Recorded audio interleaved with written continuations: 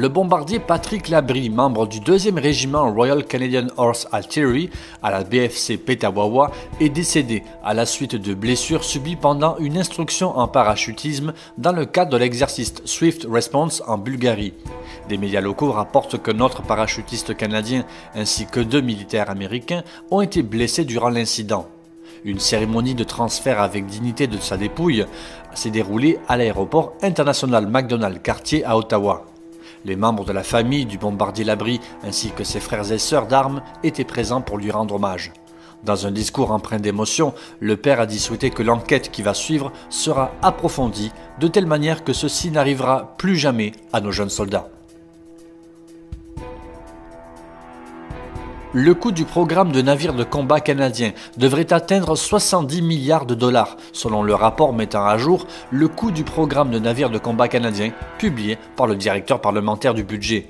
Dans une déclaration publiée peu après la parution du rapport, la Défense nationale s'explique sur la différence entre ses plus récentes estimations et celles du directeur parlementaire du budget par l'inclusion par celui-ci des taxes que la Défense nationale, elle, omet dans ses estimations. Le procès du juge militaire en chef des forces canadiennes Mario Duthil, qui avait commencé dans sa propre cour où il était accusé de 8 chefs d'accusation, dont 2 de fraude, vient de s'arrêter, alors que le juge assigné, Louis-Vincent d'Auteuil, s'est récusé à la demande de la défense et a déclaré que les 3 autres juges militaires actuellement en fonction ne seraient pas capables non plus de présider l'affaire puisque tous se connaissent dans ce petit milieu. L'affaire est ajournée, mais difficile d'imaginer comment elle pourrait reprendre. C'est une tradition annuelle et qui cette année est tombée au premier jour de l'été.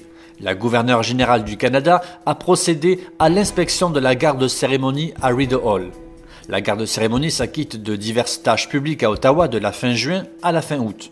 Outre son rôle de sentinelle à Rideau Hall, la garde-cérémonie participe à la cérémonie quotidienne de la relève de la garde sur la colline du Parlement, à la garde d'honneur durant les visites de chefs d'État et autres dignitaires, et à des concerts publics, des cérémonies militaires et autres qui se déroulent dans la région de la capitale nationale.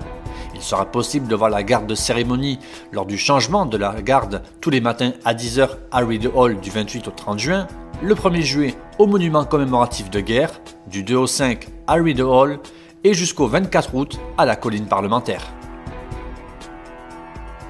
Les forces armées canadiennes annoncent une nouvelle augmentation de la solde, cette fois pour les élèves officiers, les médecins, les dentistes, les pharmaciens, les techniciens en recherche et sauvetage et les adjudants-chefs et premiers maîtres qui occupent un poste stratégique. Cette hausse fait suite à une autre la semaine précédente, touchant spécifiquement les réservistes. Tous les détails sont à lire sur 45e-nord.ca. L'Iran a dénoncé une action américaine provocatrice et très dangereuse contre son intégrité territoriale après la destruction par son armée d'un drone américain dans son espace aérien. En milieu de semaine, le président Donald Trump a validé des frappes contre plusieurs cibles iraniennes comme des radars ou des batteries de missiles avant de se raviser à la toute dernière minute, déclarant que cela semblait disproportionné.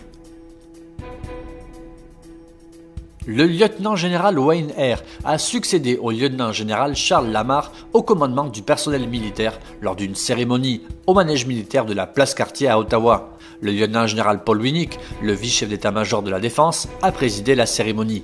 Le commandant du commandement du personnel militaire supervise environ 14 000 militaires et employés civils responsables de la gestion globale du personnel des forces armées canadiennes. Rondement menée, la cérémonie a vu les commandants entrants et sortants signer les parchemins officialisant la passation de commandement ainsi que la remise du drapeau de l'unité. Dans leur discours, les lieutenants généraux Lamar et Eyre ont tenu à souligner la qualité du commandement du personnel militaire et des derniers accomplissements comme les différents camps de Forgen en lien avec l'intégration de nouveaux aspects mais aussi des changements plus profonds sur la politique interne des forces.